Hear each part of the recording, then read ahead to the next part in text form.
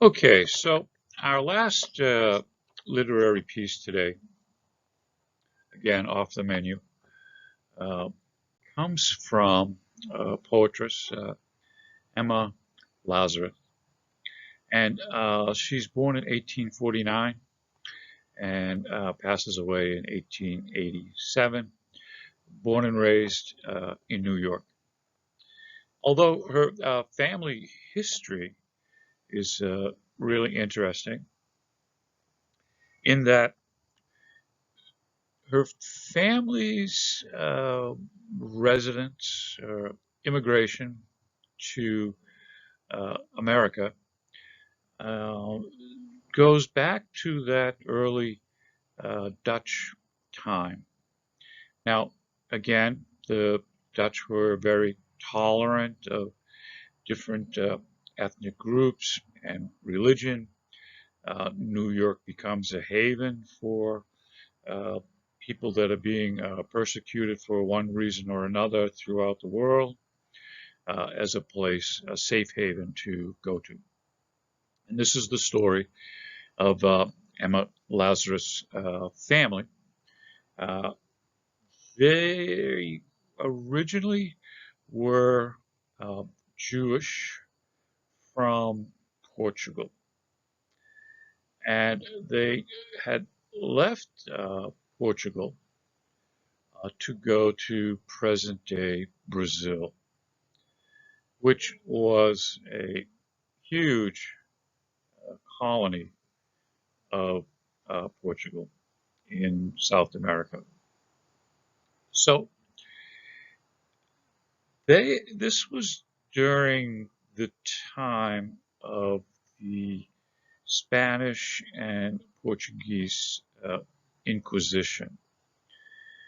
Historically, Spain wanted all foreign peoples, non-Catholic, to leave their countries, Spain and Portugal. So at the time, there was a large Jewish population there. There was a large Islamic population there, and there was a large Roma, pejoratively known as gypsy populations in both countries, who were non-Christian. So the options were convert to Christianity, you can stay, but we're going to keep an eye on you. Uh, you can leave, or you can stay and we'll kill you. So, not very many options, really. Now, because Brazil was under the control of Portugal, the Inquisition took place there as well.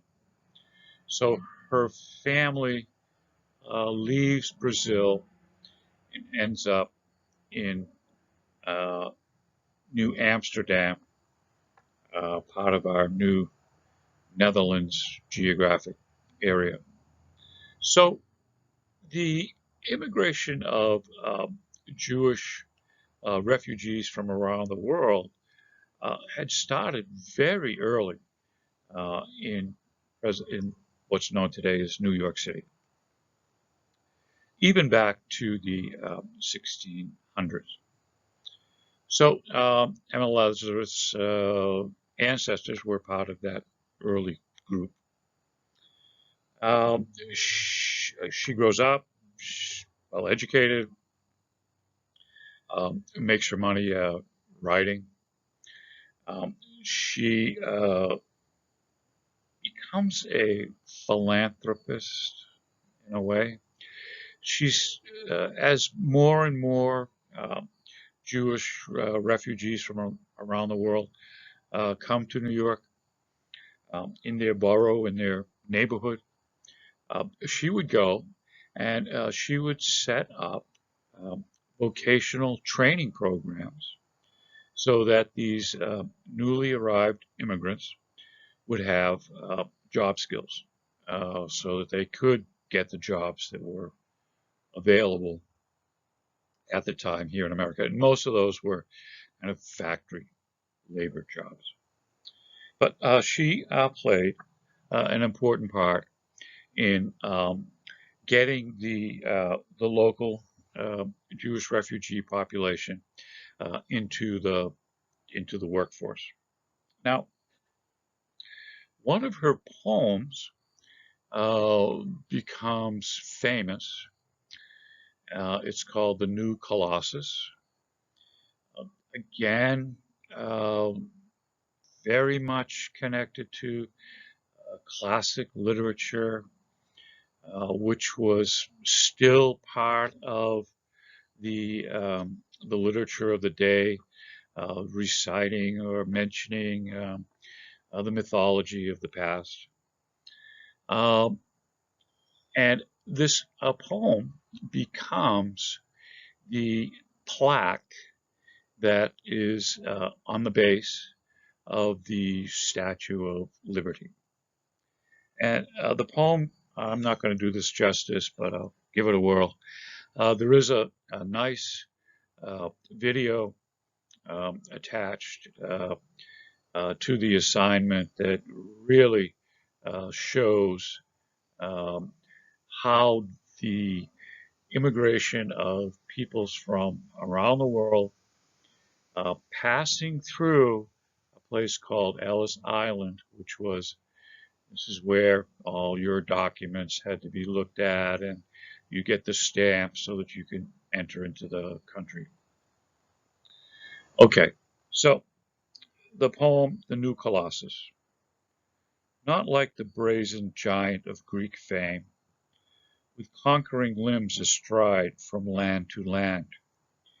Here at our sea-washed sunset gates shall stand a mighty woman with a torch, whose flame is the imprisoned lightning, and her name, Mother of Exiles, from her beacon hand, glows worldwide welcome, her mild eyes command.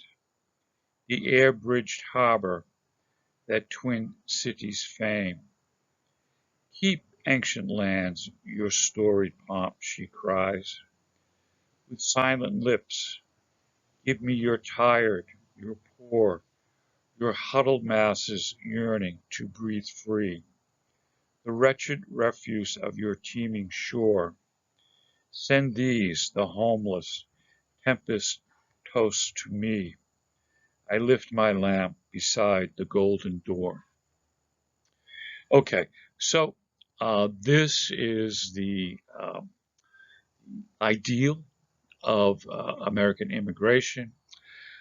Parts of her poem have been used in countless speeches by countless politicians from the time that it was written, stating and acclaiming the American ideal. Give us your poor, your humble, your huddled masses, come here to the land of the free.